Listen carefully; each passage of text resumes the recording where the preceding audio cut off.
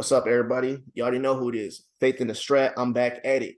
This time, I got my friend and at one point mentor, 100k. What's good? What's good? Pop it Ready up. to get The boy. The GOAT. Oh man. You People don't always want to ask me like, your mindset and all this. I'm like, y'all don't realize a lot of stuff. I've been around this dude a long time. I learned from him. He just don't talk about it no more. He be trolling now. Like but I think it's just every trader, they got a point in a journey. So he was heavy. I mean, he still teach a lot, but then it was heavy mindset early on. I think probably because everybody had bad mindsets. Me especially, I had the worst. So for y'all who think I'm patient on that, like he'll tell you, I used to be DMing him angry messages all the time, like Trey killed me. I don't like this shit. I want to quit. Remember I hit you up, but I don't get this. I don't get this. I'm late on these stupid MAs. I remember you was like, nigga, you gotta finish the course. Bro, I remember that was the one. People like, what's the moment? That was the moment where I was like, I'm never asking for help again. It was that, and then with my ex breaking up with me because I was studying too hard. Those are the two. Y'all want to know how I became such a talented trader? Is those two. Yes, but but that's so funny because like, brother, mine. I mean, I was telling somebody, I said, I think so far, like that Microsoft trade today was probably my favorite so far this year. Let's pull it up. Because Yeah. Oh yeah, for sure. Let's pull it up. You can keep talking. I'll pull it up. Yeah, I think it's my favorite just because like I waited for conviction, but then I waited for a lot of re-entries too. Like I could have sold and been happy with my profits, and it was like, oh, I'm good. But I'm like, nah, I do believe this thing can take off even more. I said, but let me just wait and see what presents itself. And plenty of 2-2 reversals, plenty of those. This is probably like 3 or 4 of those within the day. This was a great trade, first off, because this is one of my favorite trades setups I talk about. It's kick. So this was a kick and bull. Now, the reason I like this is because since we're in a normal session NY, unlike ES, futures, Forex, things that you can get out of, we only have 6.5 hours to close our trade. So people who bought, and sold short, they made money and got out. But there's people, obviously, what are most traders taught to be? Breakout traders, support and resistance. So they're seeing this as, like me, I definitely remember, like, before I was a stratter, I would be like, oh shit, we broke support. Especially if I extend this, look at this. Yeah. So I would assume it's a support, break and hop in shorts. What happens? A lot of people are risky traders. They're going to swing this into close, thinking we're going to wake up down here. They wake up underwater off of a gap. What's happening? Oh, yeah, you on the daily. Okay, yep. I see exactly what you're talking about. Yep. What is the logical mind of a retail trader if they wake up shorted here and they're 10 points above? Yeah, they're going to sell. Yeah, and the thing about options or trading in general, when we put options or short sale, we're actually buying. So they're buying to close. This buying to close creates buying pressure. This buying pressure obviously is going to raise the stock. So similar to a mini short squeeze. And what's to the left? Pivots. What is this for stratters? Enough pivots in a session like this are a pivot machine gun. So this is like my favorite setup, explosive. So we had that paired with news, paired with a gap. This was an A+ setup. And if you look at let me see, what's your other you got the 30 an hour. Yeah. And then even if you look at even if you look at say the 5 and the 15, we held around that like 262, 263 area. Yeah. Like if we held around that area for a minute, and I don't know. I saw that and I said, man, we holding real strong. And then I don't know if you remember, but Apple started to pick up too. It did. Yeah. And I'm like, Apple can carry us. Microsoft can bring these queues up. Yep. Keep in mind, guys, Microsoft and Apple. Apple is number 1 in the SPY and queues, and Microsoft is number 2. So, and I remember you were saying, you had stocked that one. I saw it on your Instagram. That was a great trade. I liked what you were saying earlier on your vid. You watched a breakout and then you stocked it and then you ended up buying here. This was a clean buy. Yeah, right off that right around that 2-2 reversal. Probably was that like that 8th Yep, 2 down, 2 up. I'm like, yeah, that failed. Yeah, that was a perfect bullish entry because that lower, that higher low, Right. above the print. That's Mhm. what I was looking for. I was looking for one more of those setups, and then I was convinced. So yeah, that was Yeah. a So nice add in.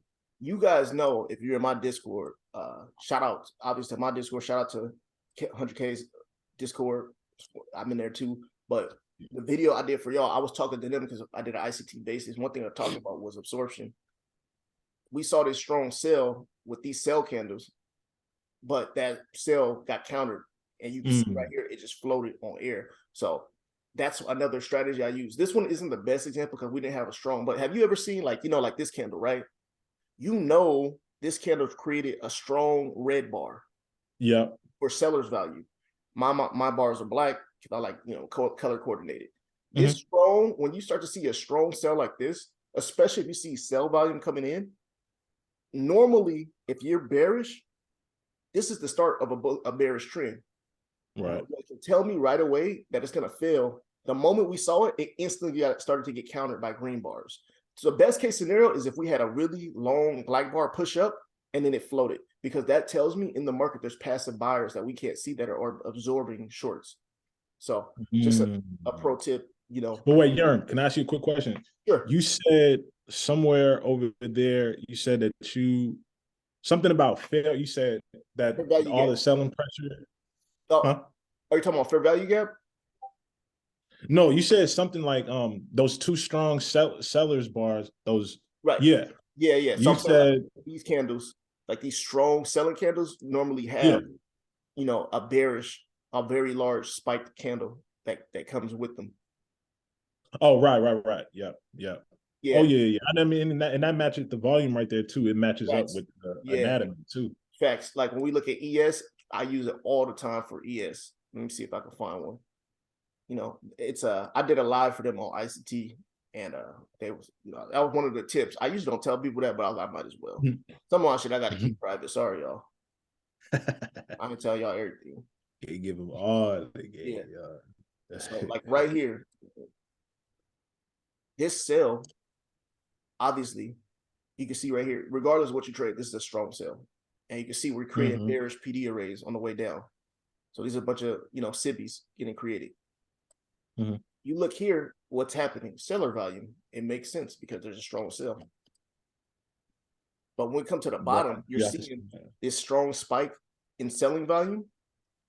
Price is being supported. You see that? 1, 2, 3. And they're higher. The volume is higher than normal. Normally, if price, if we're going down and there's more selling volume, we should continue down. But what happens? We don't. Right. That makes sense. Yeah. So I always look, especially when it spikes. Like, I wish I had a better example of one that, oh, here we go. Yeah, you can see it spikes and continues down. But then look, after this spike, normally a spike is showing you like, hey, there's more fuel in the tank. It just gets absorbed. But I could tell you there's passive buyers in the market. Another thing, off the bottom, we made a basic W pattern. That's one thing I do like about, the dude we've been talking about more and more, Al Brooks. He's all about classical patterns, and I've been really focusing on those because one thing he said that was real is like, no matter what you trade, this is just a graphical representation of buyers and sellers in the market. That's it. Yeah. One of my favorite quotes by him, you saw I put it on Twitter. If you and I were to sell an orange, Yearn and Kevin, we selling oranges or real estate in Northern California. If there's a lot of us and we do that same transaction over and over, times thousands, tens of thousands, and we were to plot that transaction, you would a chart. And since we're all logical actors who are looking to buy and sell to make money, you get a chart very similar to this. And since I like to trade liquid things, the ES, NQ, gold, silver, oil, these attract the most competitive entities in the world: hedge funds, banks, politicians, private traders, private equity firms, people with large amounts of capital who are using bots. They're also using some of the best traders in the world. They're taking long positions. They're swinging.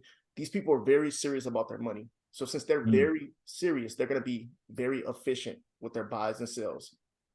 Because of that, that's going to create very repeatable, replicable, and predictable patterns. So that's why I trade ES so much, because it's the same patterns I'm seeing every day. Like it's like, and the more you see them, the easier it is. Like it's just so quick. Easy. So, and you know, that's one thing we talked about, you know, earlier. Patience, you know, obviously we're both on year 3 of trading. And you know, you early on, I felt had that I did it. You waited for this trade, waited for it to come back, and you stocked it. You had the patience. But most traders, what are they going to do? The average retail trader is going to say, oh shit, it took off. I'm going to chase it. It's going to pull back. Exactly. I put a 1 on this video, y'all, after you see it.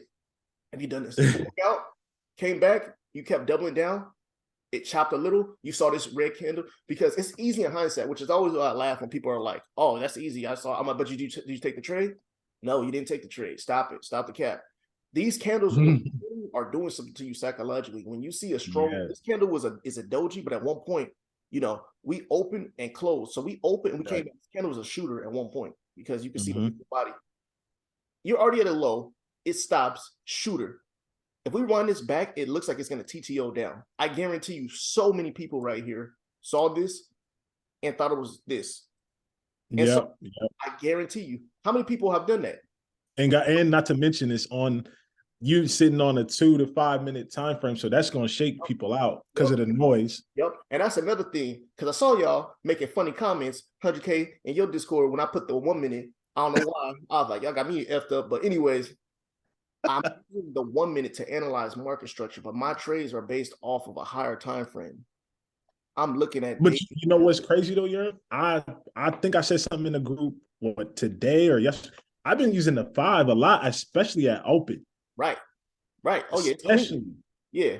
You know, people don't realize, like, yeah, I'm using the 1, but I'm using a higher time frame narrative. I'm using a lower time frame entry. So if you see, I'm looking at a 23-hour cycle of ES. So, you know, I just use the 1 because I can analyze structure better and I can get in really tight risk. And understanding your risk to reward is obviously going to take your trading to the next level. There's so many little tweaks, you know, it's all about getting better and improving. And remember too, Albrecht said, like, pretty much all the charts, all the time frames, they all look the same. Yeah, they do. Oh, so, you know, like the person I was telling you about right before I went live, you know, she always told me, one of my quote unquote mentors, she told me, like, people always talk about scalping and all that, but like, if I were to put a 30-second, you know, this is before I even heard from Al Brooks. She was telling me, like, yo, I put a 15, you know, any time frame. If I zoom in enough and I take off the X and Y axis, you would have no clue. It's going to look the same. And it's true. The market is known as fractal. It has to make sense on the 1 minute and the 30-second and the 2 minute to deliver to the 15 minute, to the 30, the hour to 2. If those didn't make sense, the higher time frames wouldn't make sense. If we had random signals and price going, how could we form an organized structure? So, you know, it just comes to a point of speaking, you know, even me, at one point I just say, oh, that's some bullshit on the 1. It's just your own ignorance versus understanding at a deeper level. So it's just about progression. True. So good bar, yeah, I just had to clear the air on that. So what you hit on? I know you hit, I think you said, bro, I've had so many hits this week. I'm surprised. I'm like, I wasn't expecting that. You know, so I want to see what y'all knocked out. First one, obviously, going to be Bed Bath & Beyond. So this one, and I'll tell you the truth, like, this kind of just goes to experience and time in the market. Right. You and I, we've now, because they've done it so many times, I feel like we've seen the memes run like 30 times now. you know, it used to be like, I remember the first time they ran, it was like a once a year, twice a year event. Now it's like every other month. So yeah, that's true. Right. Yeah. I got my own, you know, watch list of, you know, meme plays. Oh, yep. You know, so every meme, I got 14. I ain't gonna show y'all though. Y'all ain't getting that for free. So but I have those, you know, ready. So midday yesterday, I noticed ES was kind of sideways. And if I say ES, I'm talking about SPY. It was sideways and not do anything. So all I did was run a scan. I literally ran a scan and it was on the volume list. So I went to my watch list. I went to the meme section. I saw all the memes were up. And I saw the clean setup on Bed Bath & Beyond. Once again, it comes to experience. I saw these 2 candles push up, and I saw the gap. But what most importantly, Al Brooks, Keep in mind, I'm still a stratter, but I've been using a lot more old school stuff. Look here, what do you see? You see selling pressure since Thursday. Yeah. Yeah, I was gonna say, yeah. Facts. This is almost a near week of sellers. Yeah. In the market. So if there's a week of short sellers in the market, what are they likely to do here?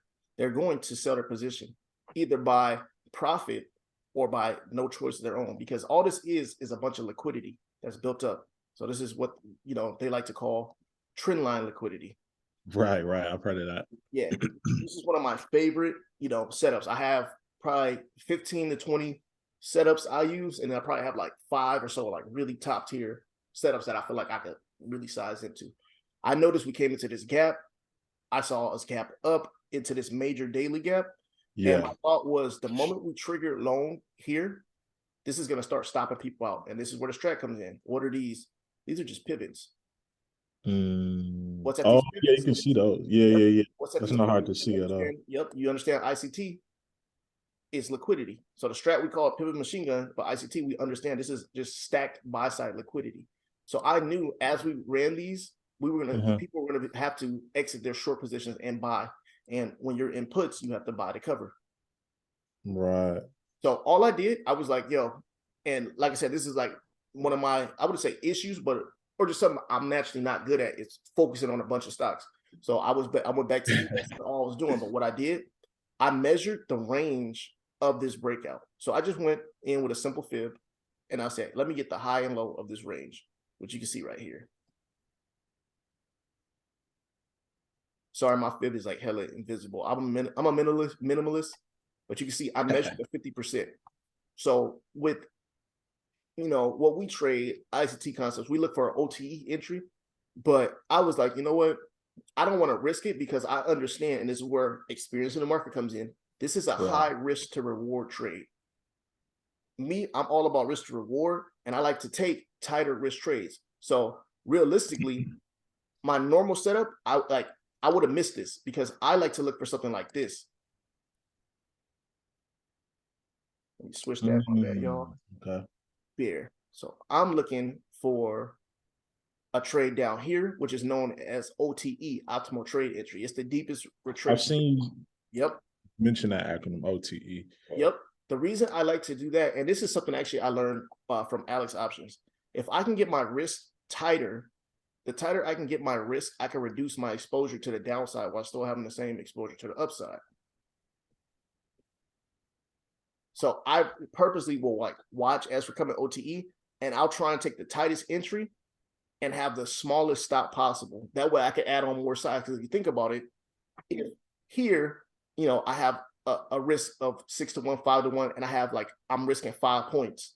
5 points, 4 contracts at ES, 250, you know, it's 50 a point, and 5 points is 250. If I have a 5-point risk, I'm risking 1,000, you know, but with the potential, you know, if I get 5 points and like a 10-point move, that's $5,000. So I'm risking 1,000 to make 5K, which is not bad. But I understand if I could like half it and have like a 2.5 risk, I could double, you know, I could double my exposure to the upside. So I can be like, hey, now I can take on 10 contracts and have the same downside, but I have double my exposure to the upside. So instead of making 5, I can make 10K risking the same amount if I get my risk tighter. And I'll just keep doing that. Sometimes I'll get like where I know for sure, like, okay, this is going to be a 1 to 30 where I can stack on way more sides than normal. Here, you have to know when to get and when not to. Here, it just wasn't worth it, because I'm like, I would put so much time, I would miss it and chase it and chase it. And I know from being in the market long enough that these memes, once they take off, they don't come back. So like we've all seen it, they just don't come back for even a day or so. So it was a very easy trade for me. I put the alert, I was live, and you know, I was trading ES. I heard True start yelling, because True, you know, True runs the live a lot of times, and I'll be talking or vice versa with swap. He was like, bro, because he said the alert too. He was like, your BBY or BBBY. His alert went off. The moment I saw a breakout, I instantly just bought. Like, there was no, you know, anything. I saw us pull back. I bought, understood buying pressure, because I said I had this set up in my mind. My stop was right below these recent lows, and I just let it run. Now, the easiest part was once we came here, you know, we came back. Oh, this is the next day, I think, or it's the same day. No, yep, same day. We hit this Mhm. high and we bounced. And this high was off of these intermediate lows. There was still some. I Yep. see. And that's what this was, because before we broke out, I had labeled this. So I'm always, with my trades, I'm kind of like thinking of them as like zones or levels of buyers, if that makes sense. Mhm.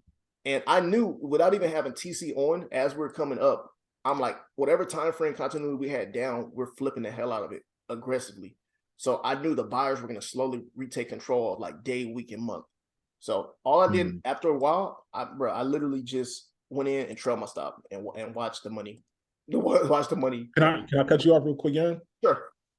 One thing you just mentioned, you mentioned the time frame continuity and like the aggressive flips. And that's the thing too, right? If you look at, I don't know it off the top of my head, but Bed Bath and Beyond, when it's not squeezing, it barely moves. Exactly. Maybe 20, maybe 30 cent, right? So if that's what is moving on a daily, and then it squeezes and rips like it did yesterday or whatever day it was, or today, then, I think that shit was yesterday. When it does that, it's killing that average true range. And like you said, all the time frames is going to flip aggressively because I mean it was barely moving in the first place. Yep.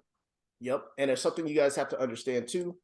The moment time frames start flipping from red to green, days, weeks, months, every time you flip a time frame or you enter a time frame, you engage traders on different time frames. So you have traders who only engage the market on an hourly level. I know plenty of traders who trade a lot of shit and they're like, I'm gonna look lower than an hour. Yep, that's So true. they're taking a 2-2 reversal off of the hour. There's traders who are swing traders. Shout out to my boys at the Alpha Pack, who only, they look at multiple, but they prefer like don't look more than 30. They say the 5 is the ghetto. I completely understand why. If you're swinging If and you're a you're on a swing trader, 5-minute for management sure. trade, it's very foolish and you're going to scare yourself out. Exactly. There's traders who are very long position traders who are in leaps, like I forgot the dude's name, dude worth like 200 million. He only does leaps. He's looking at weekly and monthly and quarterly. So understanding as we're flipping levels, you're going to engage different participants. Right. And that just gave me confidence as we're flipping these levels until we came to a level of me. I just look at recent highs. I wasn't worried. We came literally to this recent high, and that's when I was like, all right, we're getting close. Man, we just took off and kept going. And what I do, like I said, that's one thing I always did, but recently, me working with the homie Raymore Strat Uchia, he was one who one day was talking about it, like how you could like stuff like this trend you could like perfectly add. So I was really, as we're going up, I was adding and closing positions, and then until I finally let my last runners just run, and that's pretty much how it was very easy, to be honest. And then True, he did. I'm pretty sure he did something similar because we had a very similar entry. So Look at the highs. What would you say you sold out of like your full position? the very last contracts were like a few minutes before. I don't know if I got What hit in close, this huh? back. I think I might have. I think we hit this and it was a candle coming out. I was like, nah, I'm done. Like, because it's just like I was close to close, and also, Right. it's just like after a certain point, I was up 960%. My You original can't positions, beat that. yeah. So, and that was just a random lotto. I did Yeah. swing some runners. They got clapped, but it didn't matter because from the day before. So that's another thing. Y'all got to learn how to take partials and not just full. I see people do it. I mean, you can speak on the kid. I saw some on your Discord say he started with like, I think he said 1,000. He turned it to 17,000 in like 2 days, and he's Oh. back at like $30 or some shit. Like, stop. Oh, it was off earnings. I think it was off earnings, but I just to speak on it real quick. I think like it was some regular plays and there's some earnings plays that got them to that 17K. It was from like 3K to 17K in like 2 weeks. However, the same type of plays, I think earnings is what brought them down to like 1K. And it's like, you really do have to understand what is a gamble, what a lotto is. Like, understand, like, lotto is like hero or zero and ain't no coming back. And you got to be cool with that. But that also means if it's hero to zero, that means why would I put my full port? That means if I throw all of my portfolio into this lotto, and again, hero to zero, that means if it blows, I got lucky And then if it don't, I just lost all of it. But like you said, you like if they made it off luck, they'll lose it the same way. If it's earned by luck, it's lost by luck. That is Yeah. definitely, something. I say that's one thing I'm gonna add to my chart. I don't have it now, but me, I'm always putting messages on my chart. Yeah, no, it's smart. That's smart, man. Yep. So my next trade, this was last week. This was my gold trade. If y'all follow me on YouTube, you saw I posted and commented. So, like I said, I kind of use more, I'd say, pure ICT, but mixed with old school trading and concepts. So I'm looking more at the day cycle and the week cycle. We start here at Monday. I know the market tends to do moves in days of 3. So we got day 1, the high to low, day 2, Tuesday. Now, here's the thing I always tell people. Between Tuesday and Wednesday, the market has about a 70-80% chance of putting a high or a low in because Monday sets your initial balance. With the high or low being put in or estimated to be put in, all I did was measure this consolidation. I watched this aggressively come up, and I trade ES more than anything, so it's hard for me to catch everything. I saw us on day 2 aggressively come up, and I think it was after market, right? I was like, yo, we just expanded the week. All I did was see this level 3, and this was right before open, I think. And yeah, I told True, I was telling True, and I'm like, yo, I'm in gold. I'm gonna hop in. I'm gonna swing gold. So literally, I saw Asia, London, NY off open. I hopped in gold monthlies, because I thought I don't want to risk it. These ran down off monthlies was already like 100%. And nothing about it. I don't think I got the very open. I think it was like midday. I just remember because I was like, I'm swinging these. I had very high conviction. After close, we're sideways. I'm watching, and all I was thinking was, this is the weekly range, and here that was the high. When we came down, if we were going to bounce from that high, we would have bounced here. But what did? We broke through that high. So that gave me conviction we're going to come back and take out this week's low. Simple, basic, very basic, trades. And then I just measured the high and low here, and I extended it to get the standard deviation, which gave me 1 was the week, and then the second deviation was down here. So we didn't fully hit my target, but like I said, these are monthlies. We consolidated, dropped. Instantly, I woke up on Friday up near 400% on monthly contracts. My only mistake, was, I don't know why it just didn't pop in my head to buy 0 days. Like, hey, I should gamble some 0 days. Bro, them 0-day contracts went from like 10 cents. Oh, I remember you like 1,000%, right? $3, $4. I was like, what the hell? Like, I don't know why, I'm human. It's just sometimes like it'll be something in my face and I just won't think of it. Like, it was not in my head to, hey, I should get gamble because I'm already protected with these monthlies. And yeah, but all in all, a great trade. These are the type of trades that I'm looking to take where they're very obvious, where price sets up for days and days and then capitulates up or down. And it's the trades I can replicate over and over. I mean, think about it. It's a monthly. Even if I was wrong, I wouldn't have got punished severely because these few days it's been sideways. And I remember I cut most of my position after Monday, and my remaining contracts barely. They're still like 280%. They're still sideways. But here I'm starting to see it looks like they're going to accumulate up. So if they break this level, I'm cutting everything. Right. Re-enter short off the bounce. And are you cutting everything just because that trend? Because I just expect like, okay, like my overall, when I zoom out, I'm still pretty bearish on gold. So if you saw on Twitter, I had posted like I'm plotting on gold. When I look at this move, I see the curve. I could tell it looks like we're trying to tap into the sell side of the curve because I think of price as an ICT trader as curves. So this would be the buy side here. So this is the buy side of the curve. And let me paint this green. And this would be the sell side because price kind of just moves in giant heels. Like the more you look at price, we all see the same shape. You know what I mean? Like, yeah, it runs up, and it finally gets exhausted, and it starts to curve down. Yeah. Simple. Yeah, that's clean. That same pattern repeats itself.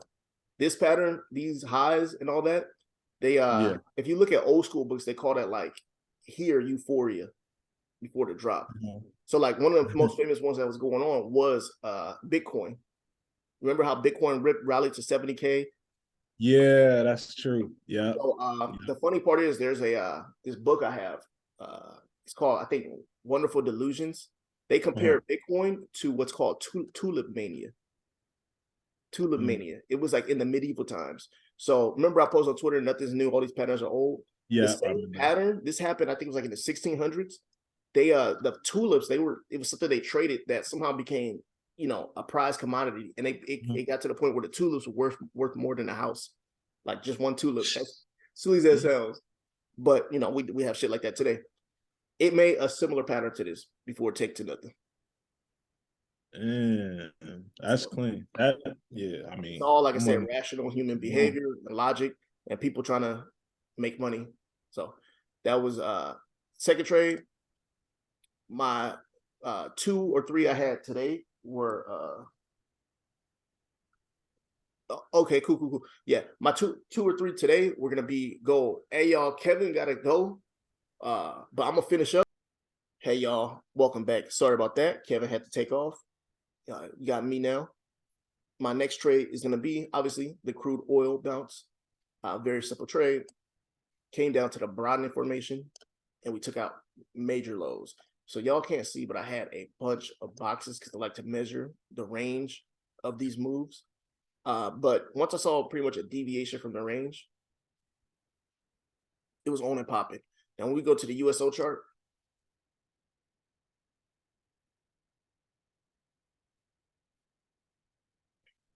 what I see in the day, breaking out of the broad information, hammer, broad information, hammer, aggressive wicks, broad information, gap. I'm buying. Look at that. There was no wick. Buyers completely took this bar.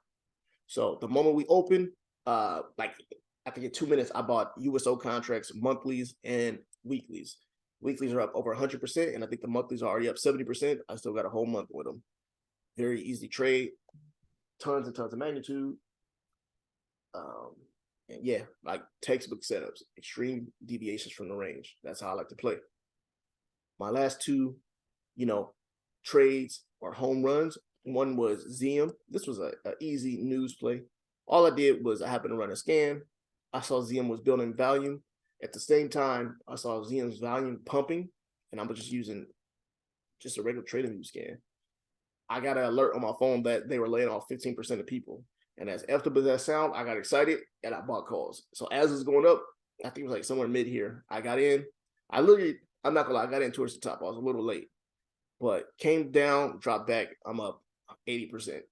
Easy play. I wish I would have got in here though, because that would have been nuts. Very simple play.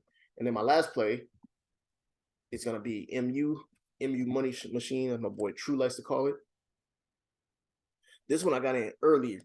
So this one I got in very early. The reason I was able to get in so early is because it's just basics, y'all. I saw this gap down. I saw it come down on Monday, get absorbed, and then Tuesday, what is that? Tuesday, we made that low off of open and came up. Tuesday, Wednesday, lows and highs are getting put in 9 times out of 10. Once I saw us do that, we started accumulating up. It was easy. Held these. We ran up, and this is around the time, FOMC happened. Pulled back, but I had conviction on this trade. Realistically, I should have been selling here, but I just had high conviction. We came back, and we've now fully filled this gap. The reason why I understand that price tends to want to fill or reject the gap. These low volume areas are areas price, you look at it as an area that price doesn't like to exist in. So when it comes through, it's going to try and paint it really fast. So very easy trade. I still have pivots to my left on the top of the BF up here. So we're going to see tomorrow where we're at. We do a little break and retest. Very, very easy trade. And now we're going to go to what y'all been waiting for. Obviously, ES is what we all love to trade. So ES, the moral of today, in my opinion, was patience. We saw Monday. I'm not going to lie, I clapped Monday. I didn't blow my account like some of y'all, but I took like 2 or 3. I think no, it was 2. It was 1 trade, but it was like 2 entries. So I guess it's 2 losers, and I took a winner to counter it, and I was done. What happened Tuesday? This. Let me know how you trade this. I don't know how you could trade this easily. Even if you could, is it really worth it? Is it worth it? Is this worth your patience? So I put in my Discord, I put on voice, fear victory. I'm not messing with it. I know we got Fed talking today. I'm chilling. So one thing I always talk about, whenever you see the market engaging in liquidity building behavior, be ready for an aggressive move. I realized we had Monday and Tuesday, 2 days of seek and destroy days. I marked out the high because intermediate highs are, relevant. If you, trade liquidity concepts, you know why. You don't worry about it. Watch this fill this fair value gap. And I watched this break above the initial balance that was set off the kill zone. So we consolidated, dropped down. This is around the time the Fed started speaking. I was still flat. I don't like to take risky trades, and I'm glad I didn't get in here because I guarantee people got in, they came back, they got stopped out. I ended up, during the speech, once it was live and I could tell the tone, like they were trying to pump the market, I ended up taking a scalp, up to here to the top of the brown information. And I think this scalp, it got me like 90 ticks on a few contracts at ES. But I wish, if I'd have been a little bit more alert, I probably could have got, because I would have realized this low got ran. I could have got that, but still 90 ticks. Now this one, it almost killed me. I'm not going to lie. I had sold most of my position, but I left like 1 contract. But even 1 contract here, drop like this is going to be like, like $7,000, I think.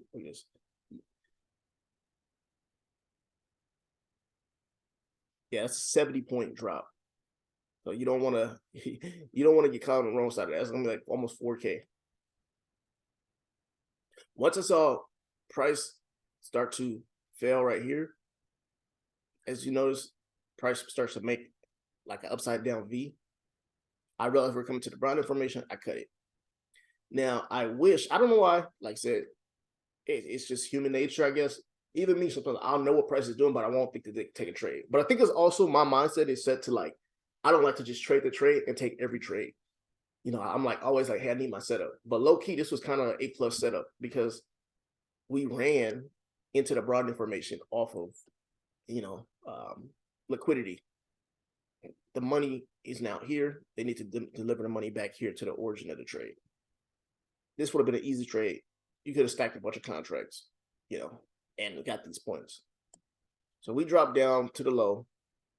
What happens? Right here, absorption. Now, I saw one of the homies, he put, hey, there's a 5-minute FEG. That's cool. But the easiest thing you all to notice, you look at the day.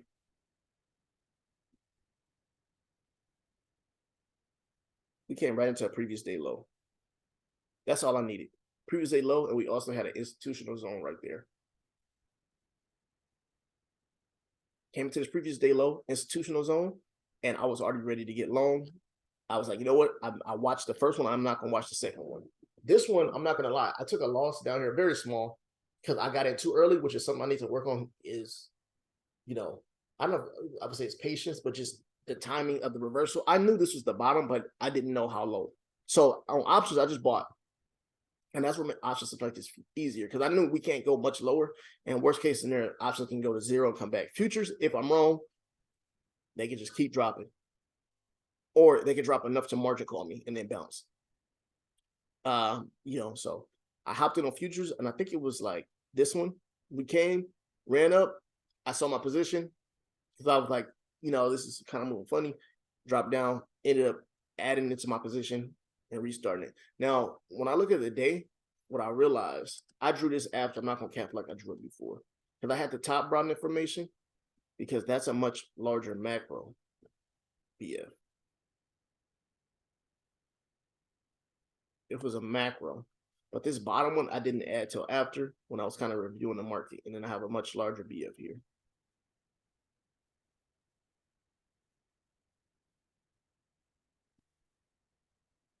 So when we zoom back in, you see this BF was created. But let's go back in time. That's what I like to show people, the power of the strat. Even institutional traders don't understand it. Behold the power. I could have forecasted the low by just connecting this low to this lower low right here. Swing low to lower low. That alone, you know, could have gave me a very, you know, decent idea of where price was going to draw to. Boom. Look at that. Below previous day low. Now it's not dead on, but I know once you've been trading BS long enough that, especially on TradingView, they're going to jump around. That alone would have gave me a general idea like, hey, we're coming to a bottom and we're aggressively wicking. So I didn't hit it dead on, but the fact that we're wicking, now, that's going to show you an obvious, you know, a very obvious move up. So look at this, 2 down, inside, 2 up. That's on the strat. 2 on 2. Very basic. Very basic. We go down to a smaller time frame. It just shows you can use multiple things. It's all price action. Previous day low, W pattern. What is this? Fair value gap. Now, there's one thing Michael talks about. You want to see off of lows, FVGs like this created. It's very crucial after the break of stretcher that you see a FVG like this that doesn't get traded into. And there's a very specific reason why we talk about it. But that should have told you all you need to know. And once I saw it and I saw the aggression and the size with this W pattern on this candle, I instantly was able to add in on futures and take it. Now here we came to this daily volume imbalance that we've been playing with. And you notice right here, it's filled now, but this is my half off zone. So what I like to do to protect my risk, after a certain portion of the move, I'll half my position. So we were in extreme discount. I halved my position here. I left runners. We consolidated. And I'm not going to lie, I'm not going to cap like I'm just this dude who's right all the time. I saw these candles. There's always the human factor of trading. There's always the human factor emotions. There's always the unknown. I'm like, this could be temporary buy-side liquidity. We could retrace into this gap or this gap. I'm going to take risks off table. It wasn't a bad move. I don't think there's ever like a time where you can be like perfect. That was just logic. If I was an algorithm, maybe I could have weighed the risk to reward and saw that it was higher and just had to stop down here. I cut, but what happened? I saw us come out of this volume imbalance. I'm telling you, the moment we broke this high, I was back in long. Scalped straight up, chopped down. And I remember as I was chopping down, I cut it again because I'm on futures. I thought this was just going to be a flag up. We chopped a little longer, which made me actually miss this first pump. But when we were coming down, what did I notice? Once again, intermediate high came in. Very crucial. We came to this intermediate high. I literally took this 2 down, 2 up. So if you notice, I've been modifying some of the ICT concepts because at first I used to only take OTE entries and fair value gaps. And just for me, especially playing futures, I feel like I was struggling, you know, with it. I felt like I was catching a falling knife. So I kind of went back to like my original, but still, I'm still using the majority of concepts, the timing window, you know, Judas swings, Asia, liquidity levels, London, you know, the weekly profile, the daily profile, things like that. But I just kind of modified how I enter, and it's working for me. So I feel like my old self where, you know, I used to be able to just scalp anything. When I first started with ICT, I felt like kind of limited me. But now it's like, it's time to really go crazy. Y'all about to really see some crazy shit. 2-2 just ran up. I knew we were coming out of the brown information. It was very easy. All I waited for was to see the break. Like Rob says, you want to watch the first and last 10 minutes of a new hour. I just noticed, I think we were coming to a new 30. As soon as we broke, I saw the aggression. I was making sure I saw aggression. That way, if I saw a pullback, it was very likely that I was going to break and retest. But you see here, all we did was break, and we didn't even retest because buyers were so aggressive. Boom. Easy run. Easy run to highs. What did we do? We delivered to buy side. What was this? Looks like external buy side. And we created near equal highs. Sold my position. And then here, I think I tried to enter another trade and I ended up falling asleep. So y'all say I don't sleep. I sleep, yo. Usually it's like either after the market, I'll take a nap or something. But right there, it was like the last 30. I just remember like, I was like, what more do I want? And risk to reward skewed. And that was that. So it's been a crazy Monday, Tuesday. We're gonna have a good tomorrow. I might be there Thursday, but I'm not gonna be in Discord on Friday. But you're gonna have my boy True. I gotta handle some business. But I'm always gonna drop guidance.